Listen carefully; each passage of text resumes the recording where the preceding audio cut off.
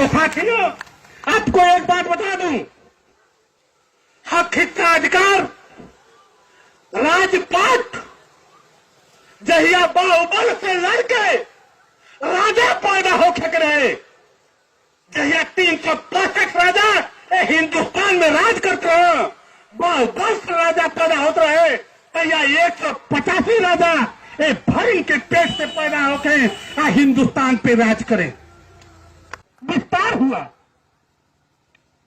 और उसी भारद्वाज ऋषि के नाम से इस हिंदुस्तान का नाम भारत देश पड़ा। यह राजभरों का इतिहास है, राजभरों का इतिहास है। साथी, आप एक बात जान लो कि इस हिंदुस्तान पे, इस भारत में अगर कोई ताकतवर जात थी तो उसमें राजभर समाज का भी नाम सुनहरे अक्षरों में आता है। आप जानते हैं ऐसा थी, आप जानते हैं राजभर समाज से भारत का अटूट नाता है, अटूट नाता है, जो आज राजभर समाज को कोई जानता नहीं। बिखरे हैं, आपस में इतना द्वेष है, इतना कलेश है कि अपने आप को पहचान नहीं पा रहे हैं। जो राजभर समाज कभी हिंदुस्तान पे शासक था, राजा था, आज वह कहां पे है? इसका कारण क्या है? अगर चिंतन करेंगे, मनन करेंगे, हृदय पे हाथ रख करके सोचेंगे तो आपको पता चलेगा। आप उस दिन को याद करो जब एक विदेशी आक्रमणकारी सैयद सलार गाजी मसूद एक सपना सजोता है कि मैं अखंड भारत पे एक छत राज करूंगा और अपने झंडे को फहराऊंगा। यह सपना सजो करके चलता है और एक तरफ से सारे राजाओं का दमन करते हुए आगे बढ़ता है, दिल्ली के किले को फतह करता है और आगे बढ़ता है। जब काशी की सरहद बनारस के पास आता है तो उसे पता चलता है कि बहराइच का राजा सुहेलदेव बड़ा ही प्रतापी है, बड़ा ही वीर है। उससे लड़ करके, उसकी सेना से लड़ करके जय पाना मुश्किल है। उन्होंने अपने सेनापतियों से कहा कि अरे आगे बढ़ो। सेनापतियों ने कहा, मंत्रियों ने कहा, महाराज आगे बहराइच है, बहराइच का राजा राजभर सुहेलदेव बड़ा प्रतापी है, उससे उसकी सेना से लड़ करके जय पाना मुश्किल है।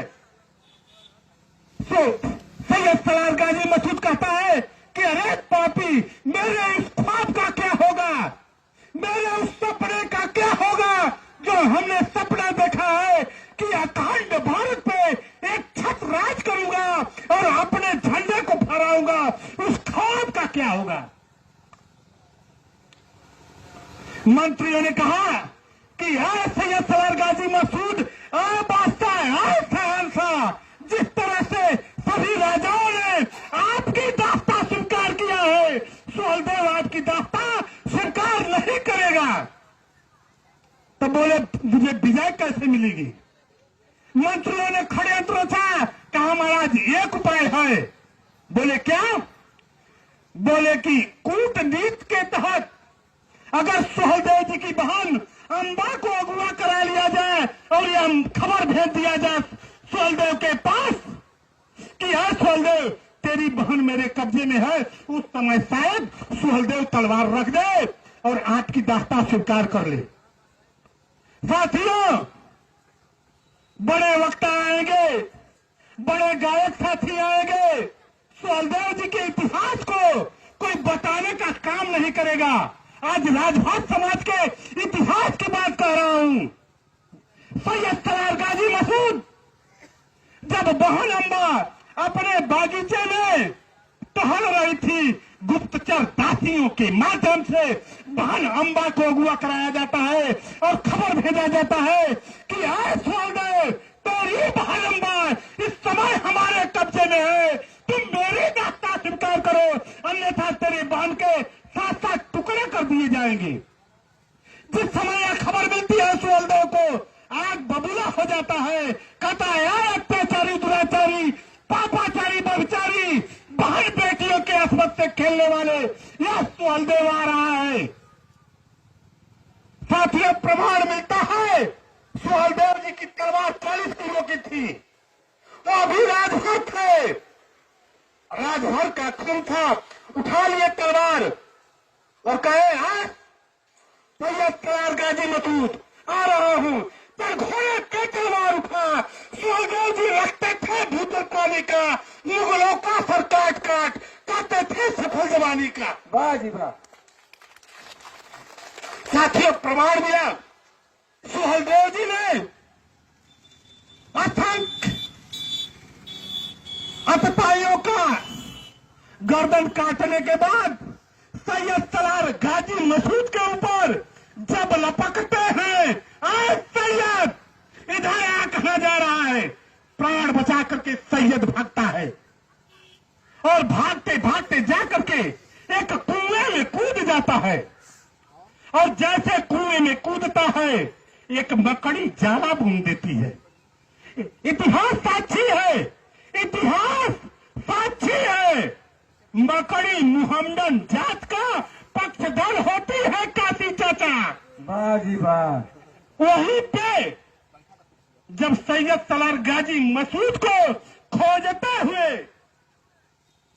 सुहलदेव जी पहुंचे, कहे यहां तक तो निशान है, आगे निशान नहीं मिल रहा है। सोच रहे हैं तब तक नजर गई, एक पेड़ था, पेड़वा पे एक गिरगिट था। गिरगिटवा अपनी मुड़िया लप लप नीचे ऊपर कर रहा था।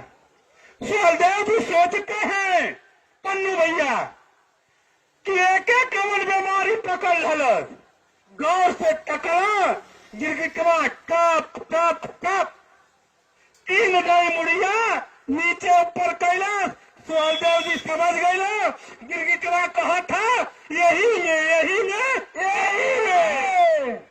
सुहलदेव जी करो सैयद सलार गाजी मसूद, अगर मुहम्मद का ब्लड तेरे अंदर है बाहर आ, यह राजभर राजा सुहलदेव तेरे को चुनौती दे रहा है। आजा मैदान जंग। जब वीरन का ललकार पड़े ले, मर्दन का दहाड़ होले, तब मऊगरा हिजड़ा छिपे लगे ना। वाह जी वाह। सुहलदेव जी जब लल कर लो तब पनिया में वो छिपे लगल एगो कोतरा रहे। अब पनिया के पानी से आवाज आयल, जब छिपे लगल तब पनिया से आवाज आयल, शब्द आयल, शब्द आवाज आयल। सुहलदेव जी कहला का फिर उसी शब्द पे उसी समय लक्ष्य निश्चय अपना, फिर उसी लक्ष्य पे उसी समय सर छोड़ दिया निर्भय अपना। वाह जी वाह। उस आवाज के ऊपर सुहलदेव जी ने सप्त बेदी बाण का प्रयोग किया और सैयद सलार गाजी मसूद जैसे अत्याचारी, दुराचारी, पापाचारी, व्यभिचारी का हत्या किया। यह राजभरों का इतिहास है, यह राजभर समाज का इतिहास है। आए साथी, इस पृथ्वी पे अगर कोई था सप्त बेदी बाण जानने वाला तो 3 ही राजा थे। टिंकू, 3 ही राजा। पहला राजा दशरथ, दूसरा पृथ्वीराज चौहान और तीसरा सुहलदेव जी। इतिहास साक्षी है।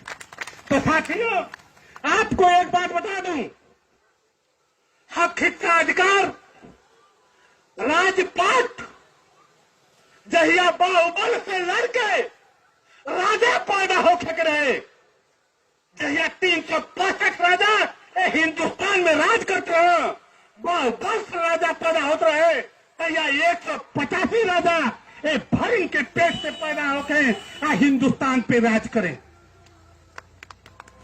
आज ऊंट की ताकत से राजा पैदा होके के है, तो कहीं न कहीं साथी तू दिग्भ्रमित हवा, अपने लाइन से हटा हवा।